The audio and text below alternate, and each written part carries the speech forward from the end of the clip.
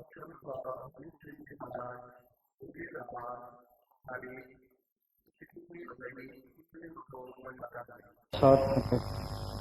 वाहिगुरू जी का खालसा श्री वाहिगुरू जी की फतेह। साध संगत जीओ, मैं तो आप जी के बड़ भाग समझ रहा क्यों अच्छे पातशाह दे अजिहे हुक्मनामे आ गए जिन्हां द्वारा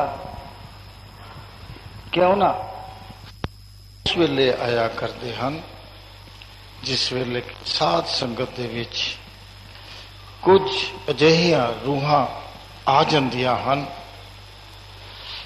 जिन्हां दी के पुकार वो रद्द नहीं। असी बड़ी देर लगे रहने तो जे साडा सिमरन साडी बेनतियां दी अवस्था सही ढंग दी है ते उन्होंने उस वेले फल आप जी की झोली पा देने हैं। उन्होंने वालों ये हुक्म सन कि तुसी साध संगत नूं अज दस दिओ कि साध संगत जिस वेले घरों टुरे उस वेले ध्यान महाराज के चरणों च होण और धन गुरु नानक कर तुरन और अपनी जिहड़ी अवस्था है वह हिरदे च रख लें। इत्थे आके निशान साहब ते जिहड़े बीमार हैं वो उत्थे बैठ जान ते जिहड़ी दूसरी संगत है वो हाल विच आके सतगुरां दे चरणों दे ध्यान विच लीन हो जाए। इत्थे कीर्तन चलता रहेगा और उन्हां दी जिहड़ी लीनता है वो सच्चे सतगुरां दे चरणों दे नाल लगी रहेगी। उन्हां दी पुकार उन्हां दी सुनाई वो खुद करनगे अते आप जी दियां झोलियां भरनगे। हुण तुहानूं इतनी छूट हो गई है कि तुहानूं किसी दा भी इंतजार नहीं करना।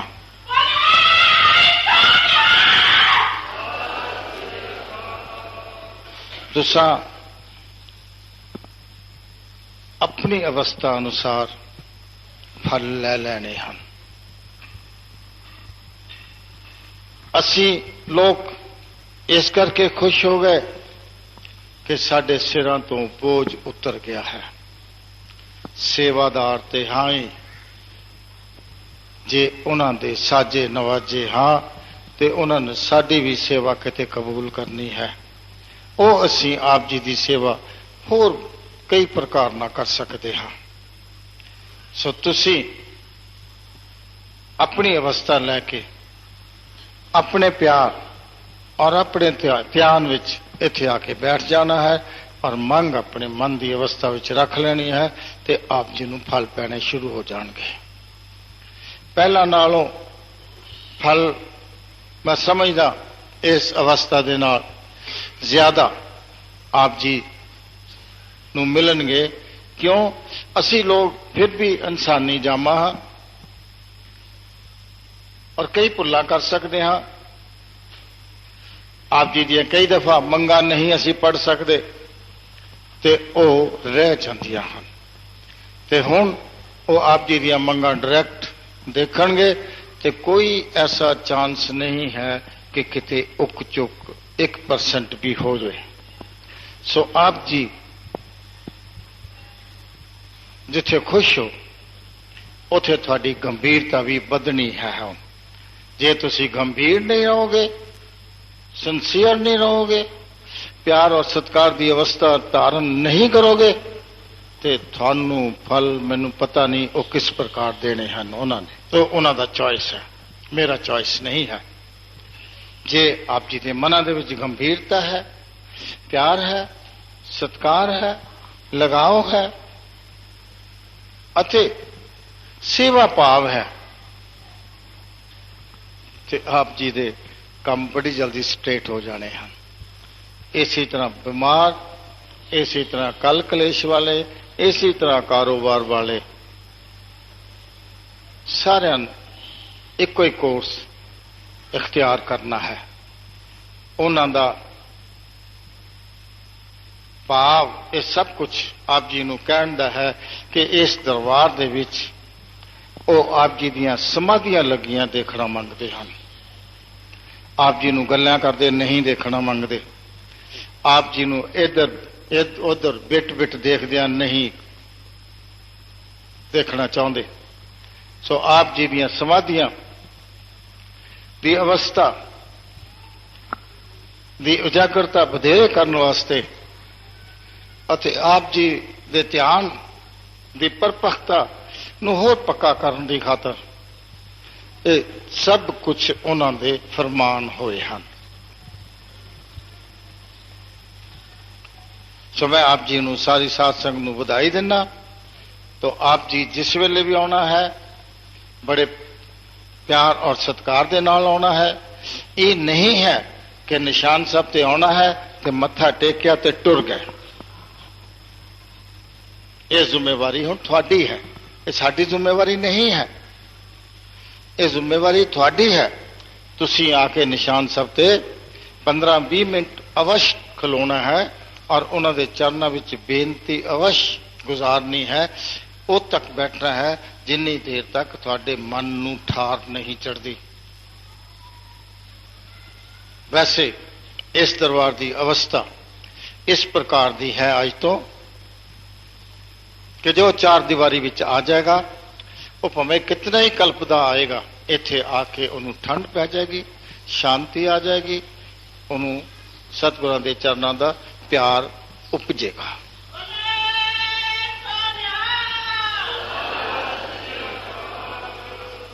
ये दात अजीत दरबार नूं उचेची मिली है और इत्थे अजिहे पैरे हैं जेड़े के हर प्रकार की आपकी रक्षा वास्ते तैयार खड़े हैं और आप जी दी मंगां पूरियां करने वास्ते खलोते हैं। सो ये आप जी दे वड्डे भाग हैं। बाकी होर बहुत कुछ है तो मैं इस वेले नहीं कह सकता। वो मैं आप जी नूं अगले दरबार दे विच अपने बाहर वाले सफर जान तो पहला वो सब कुछ कह के जावांगा। और कई कुछ होना है इस संसार दे विच। तुसी जे ध्यान तुहाडा पक्का परपक्क है तो तुहाडे कारज शुद्ध हैं, सिद्ध हैं, सहज हैं ते सुहेले हैं। ये हुण सब कुछ आप जी ते निर्भर है। मैं केवल आप जी दी आओ भगत वास्ते जरूर होवांगा, पर मैं भी तद खलोवांगा जे तुसी मैनू मत्था नहीं टेकोगे। जे मत्था टेकोगे तो मैं भी अपने सैल विच चला जावांगा तो मैं भी उन्हां दी रहमत मंगांगा अपने उस हिसाब दे नाल जिस हिसाब दे कि वो मंग करते हैं। सो आप जी नूं किसी की लोड़ नहीं है। आप जी वास्ते इत्थे कीर्तन चल रहा होएगा, पाठ चल रहे होंगे तो तुसी आके केवल ध्यान की अवस्था च बैठ जाना है और समाधियां वाली अवस्था विच आ जाना है। जिहड़े सेवादार हैं उन्होंने ये बेनती है कि उन्होंने शाम दे दीवान रह रास्ते समय सजाने हैं और साध संगत नूं जी आया आखना है। किसी नूं अमृत की आवश्यकता है तो उसनूं अमृत देना है, जोत की देना है, तेल देना है, अजवैन देनी है, फटकड़ी देनी है, जिस किस किस्म की उन्होंने जरूरत है वो देनी है। हुण तक मैं समझदा कि साडे सेवादार वो प्यार और सत्कार दे नाल हिस्सा नहीं ले रहे, एवं फर्जी तौर पर काम कर रहे हैं। तो हुण उन्होंने डट के काम करना पेगा। उन्हों दी ड्यूटियां लग जानियां हन, उन्होंने अपनी अपनी ड्यूटी से खलोना पेगा और अपने अपने काम उन्होंने करने पैणगे। ये नहीं है कि एक दूसरे का सहारा देखण दे। उहदे नाल उन्हां दा सिमरन अकाल पुरख नापणगे। जिहड़े अखंड पाठी हन उन्हां वास्ते ते सतगुरु बहुत ही प्यार विच हन। जिथे बुजुर्गों नूं पौड़ियां चढ़ा के लै आउंदे हन, बुजुर्गों नूं दो दो तीन तीन बसां बदल के पाठ से लै आउंदे हन, और जिन्हां नूं कि कोई लालच नहीं है, निष्कामता दे पाठ करते हैं, बलिहार है उन्हां पाठियों तो। उन्होंने सतगुरां ने आप ध्यान विच रखना है और रख रहे हैं, और उन्हां दे कारज साडे सारिआं नालों ज्यादा सिद्ध हो रहे हैं। असी लोग थोड़ी जी सेवा करके जब असी उसका विस्तार करना शुरू कर दें, ये मैं किया, ये मैं इस तरह हो गया, ये इस तरह हो गया, माफ करना वो सब गलत हो जाता है, उहदे ते काटा फिर जाता है। जिहड़े गुरमुख बन जाते हैं उन्हां दे हिरदियां विच, उन्हां दे तन विच, उन्हां दे तन विच एक प्यार की लहर छा जाती है। उन्होंने भुख घट लगती है, उन्होंने किसी संसारी चीज की लोड़ घट दिसती है, वो घट सौंदे हैं, वो सेवा के साधन विच ही लगे रहंदे हैं। जो गुरमुख होया करते हैं उन्हां दे चेहरे भोले होया करते हैं। जिहड़े गुरमुख होया करते हैं उन्हां दी अखां नीवियां होया करदियां हन। जिहड़े गुरमुख होया करते हैं उन्हां दे हिरदे च प्यार की लहर इस प्रकार दौड़ती है कि उन्हां नूं सारे अपने नालों उचेरे दिसते हैं। गुरमुख हृदय गरीबी आवे, गुरमुख थोड़ा ही सौवे, थोड़ा ही बोले, गुरमुख हृदय गरीबी आवे।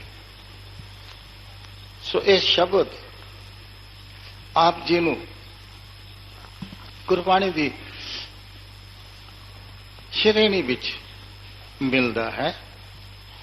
आप जिस वेले प्यार और सत्कार दे नाल ऐसी खोज करोगे तो बड़े सहेले ढंग दे नाल प्राप्त हो जाएगा। और ये आम करके पढ़िया जाता है, पता नहीं साडे दरबार विच क्यों नहीं पढ़िया जाता। साडे दरबार दे विच हुण वो शब्द पढ़े जाण जिन्हां दे नाल मन दी सुरती दा जुड़न, मन दी प्यार दी उदारता दा ज़ारा बहाव, मन दी सेवा भाव दी अवस्था दी जागृत, मन किसी वास्ते जे अपने पास कोई चीज जास्ती है उदा दानी बनने दा पात्र मंगे। ये सब चीज़ां साडी साध संगत दे विचों उपज होनियां चाहिदियां हन। सो आप जी मैं कहांगा भागा वाले हो। ये जिहे वचन और प्यार भरे वचन बहुत घट मिलते हैं। आप जी ये सुन के भी निहाल हो जाओगे कि मेरे जै कोजे सेवादार उन्होंने बहुत ही प्यार मिलया है और बहुत ही सतगुरां ने प्यार रहा है। और मैं कुछ नहीं कह सकता जिस दे नाल कि मेरा हृदय इतना गदगद है, इतना रहम च भर गया है, मेरा दिल करता है कि आप जी को कोई वर दे देवां। दियांगा, रिजर्व रख लिया, अज नहीं। क्यों? मेरे मन की उदारता जी है उस भी एक बलबला आया हुआ है। वो बलबला यह है कि इन्हां 15 दिनों के विच मैं आप जी की अवस्था वेखा कि तुसी घर बैठ के की करते रहे हो, अते दरबार दे विच जे तुसी सुबह शाम आउंदे हो मत्था टेकण वास्ते ते किस प्यार नाल आउंदे हो, ते जिस वेले तुसी 15वें दिन आना है तो किहड़ी अवस्था विच आउंदे हो, तो उस वेले मैं आप जी नूं अवश्य जो मैनूं हुक्म है अकाल पुरख दे आप जी दे पेश कर देंगा। उस दे नाल आप जी दे जीवन की उदारता नूं बहुत सहारा मिल जाएगा और आप जी ते जे तुसी अपनी धारणा विच खुलोगे तो सहारा मिलता ही रहेगा। ओदा कर्म है अकाल पुरख का। अज साध संगत जिहड़ी जरा सवेरे आ गई उन्होंने बारे मैं बेनती जरूर करनी चाहना कि वो बहुत जल्दी उतावले ना होया करन। ये स्थान इस वेले इस प्रकार का बन गया है कि जिन्नी देर असीं इत्थे बैठ सकते हाँ बैठ के सच्चे पातशाह के नाम की उदारता लईए, क्योंकि इत्थे प्रेजेंस बहुत है। महाराज शीशगंज साहब वाले, महाराज श्री गुरु हरकृष्ण साहब जी महाराज, साहब श्री गुरु नानक देव जी, और जिन्हों का ये दरबार जिन्हों के थले चल रहा है साहब श्री गुरु बाबा वडभाग सिंह जी, उन्होंने बहुत ही प्यार भरी आप जी ते नजर है, बड़ी प्रेजेंस है जिसनों मैं कह सकता हाँ। तो किसी वेले भी तुसी आओ, ये 24 घंटे दरबार इसी अवस्था च रहेगा हुण, और इस ते चार दीवारी विच आण दे नाल ही शांति प्राप्त होगी। ये बहुत बड़ी दात सतगुरां ने भेंट की है। ये तुसी सारी साध संगत बड़े प्यार और सत्कार के नाल इसनूं सेवन कर ले, धारण कर ले, और अपनी रचना, अपना जीवन, अपना तन, अपना मन की अवस्था इस प्रकार की बनाओ कि थोड़े रोम रोम विच उन्हां दा नाम निकले। ये नाम बारे आप जी नूं बहुत दफा दस्या गया है। वो जिहड़ा दसन पहला वाला है उसकी धारणा हुण आप जी ने धारनी है, बड़े प्यार और सत्कार दे नाल। इस विच राज कई हैं और इस तरज विच बहुत सारे साज जिहड़े हैं वो बजने हैं। वो साज जो बजने हैं उन्होंने बड़े बखरे बखरे तान होया करने हैं। वो जड़े बखरो बखरे तान होंगे वो आप जी नूं बखरी बखरी अवस्था नूं सरसबज करनगे। सो आप इन्हां चीज़ों का बड़े ध्यानपूर्वक बड़े प्यार सत्कार दे नाल जायजा लो ते अपने मना और तना नूं सच्चे पातशाह दी दयालता दी उदारता लो, ताकि असी इस जीवन विच इस कलयुग के समय दे विच सफल हो जाइए।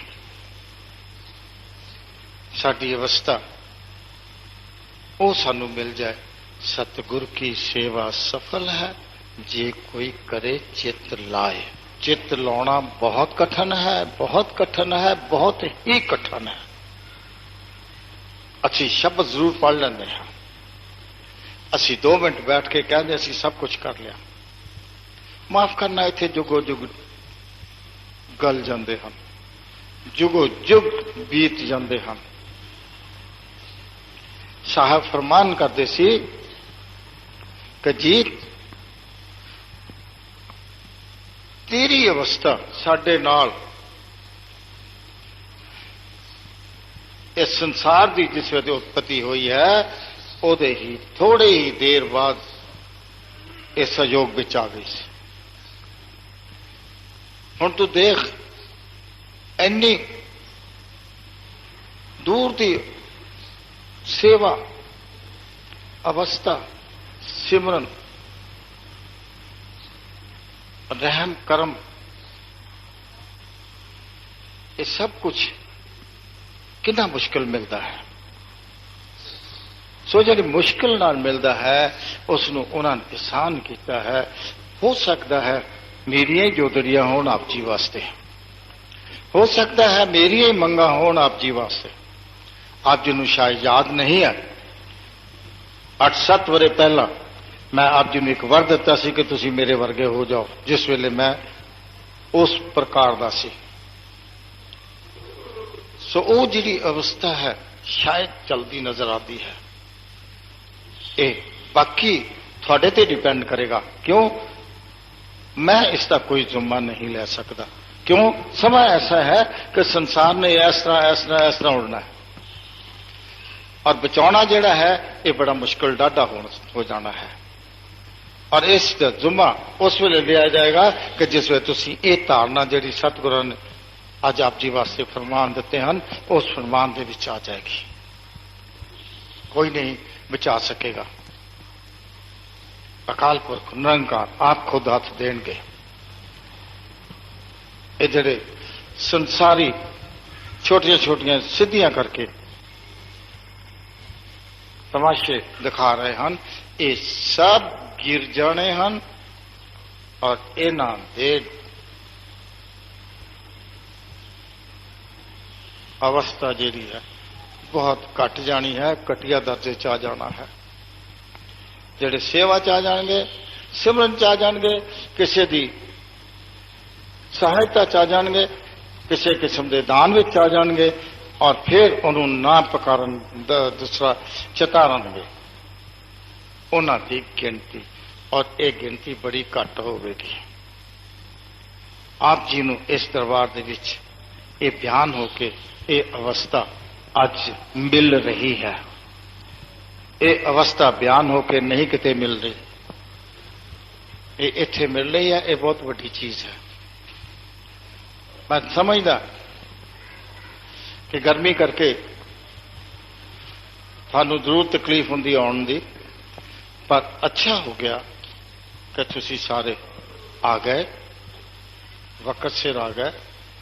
से ये जिहड़ी अवस्था है ये आप जी नूं दसा दी गई है। सो इस अवस्था दा भाग आप जी सब उत्ते है। सो आप सब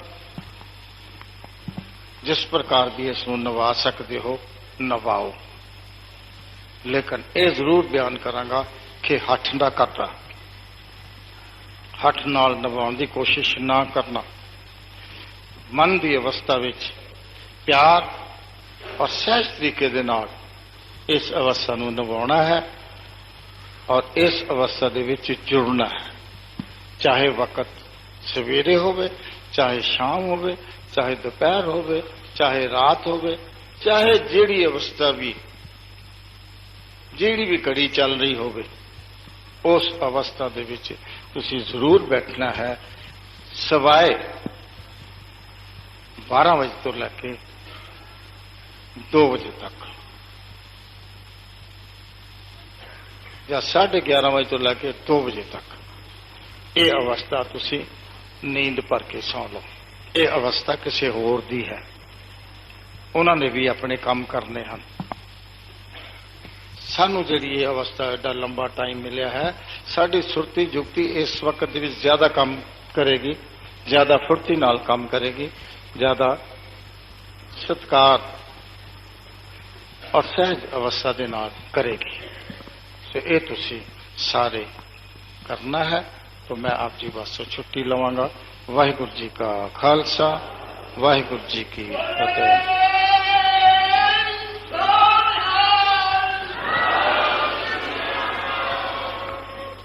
साध संगत जी, आप जी ਨੂੰ अगले हफ्ते का प्रोग्राम दस ही दिता है।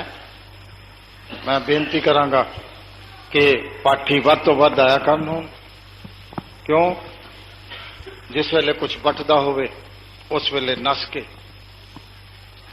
उस समय का फायदा उठा लेना चाहिए है।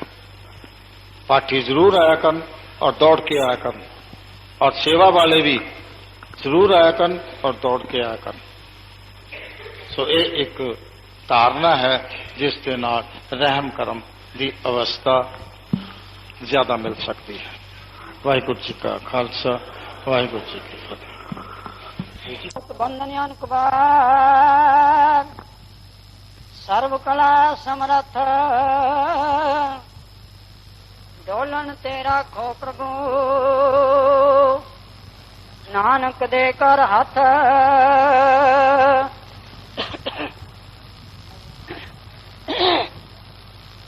जय श्री महला पंजवा। कोई जन हर स्यूं देवे जोर, चरण गहो बको शुभ रसना, दीजे प्राण अकोर। कोई जन हर स्यूं देवे जोर, चरण गहो बको शुभ रसना, दीजे प्राण अकोर। रहो मन तन निर्मल करत क्यारो, हर सिंचै सुधा संजोर। या रस में मगन होत कृपा ते, महाभिख्यात तोर। आयो शरण दीन दुख पंजन, चितवा तुमरी ओर। अभय पद दान सिमरन स्वामी को, प्रभ नानक बंधन छोर। आयो शरण दीन दुख पंजन, चितवा तुमरी ओर। अभय पद दान सिमरन स्वामी को, प्रभ नानक बंधन छोर। वाहिगुरु जी का खालसा, श्री वाहिगुरु जी की फतेह।